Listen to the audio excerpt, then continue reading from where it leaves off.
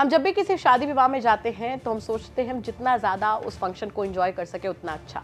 लेकिन आज की खबर सुनकर आप ना सिर्फ हैरान होंगे बल्कि एक पिता शादी में जाने से भी डरेगा, अपने बच्चों को शादी में ले जाने से भी डरेगा।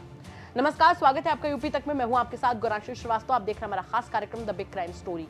द बिग क्राइम स्टोरी में कहानी आज उत्तर प्रदेश के कौशाम्बी की, जहां का ये मामला है कड़ाधाम का। यहां पर एक शादी समारोह था और जाहिर सी बात है धूम धड़क्का था, लोग काफी ज्यादा खुश थे। और इसी शादी समारोह में एक लड़की को रिंकू और उसके साथी घर के बगल में बुलाते हैं। लड़की अनजान थी, उसे समझ में नहीं आया कि आखिर क्यों बुलाया जा रहा है। वो चुपचाप से उनके साथ में चली गई। और इन्हीं के रहने वाले रिंकू पर आरोप है कि उसने लड़की के साथ बदतमीजी करने की कोशिश की और वो उसके साथ दरिंदगी भी करना चाह रहा था। लेकिन इसी बीच लड़की घबरा गई, उसने शोर मचा दिया।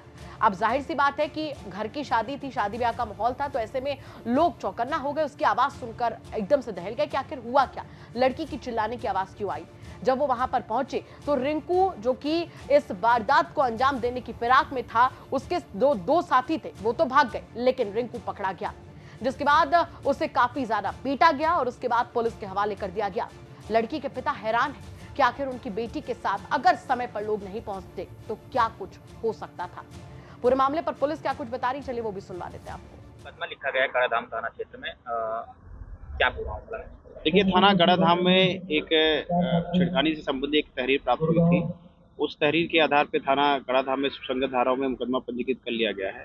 उसमें एक नॉन व्यक्ति है, 2 अननोन व्यक्ति हैं और इसमें विवेचना एसआई समरजीत वर्मा को आवंटित कर दिया गया है। इसमें जो विवेचना में तथ्य प्रकाश में आएंगे उसी के आधार पर कार्रवाई की जाएगी। अभी तक कोई गिरफ्तारी की नहीं, अभी विवेचना प्रचलित है, उसमें जो तथ्य आएंगे उसी के आधार पर। फिलहाल आरोपी रिंकू पुलिस की गिरफ्त में है और उसके 2 साथियों को लेकर पुलिस की तलाश जारी है। लेकिन यह घटना अपने आप में कई बड़े और गंभीर सवाल खड़े करती है। सबसे बड़ा सवाल तो यहाँ पर यह होता है कि अगर शादी विवाह जैसे समारोह में इस तरीके की हरकतें किस ओर इशारा कर रही हैं। और उससे बड़ा सवाल यहाँ पर यह खड़ा होता है कि आखिर रिंकू के वो 2 साथी कब पकड़े जाएंगे जो एक लड़की की जिंदगी बर्बाद करने के लिए एक शादी समारोह में पूरी तरीके से तैयार थे।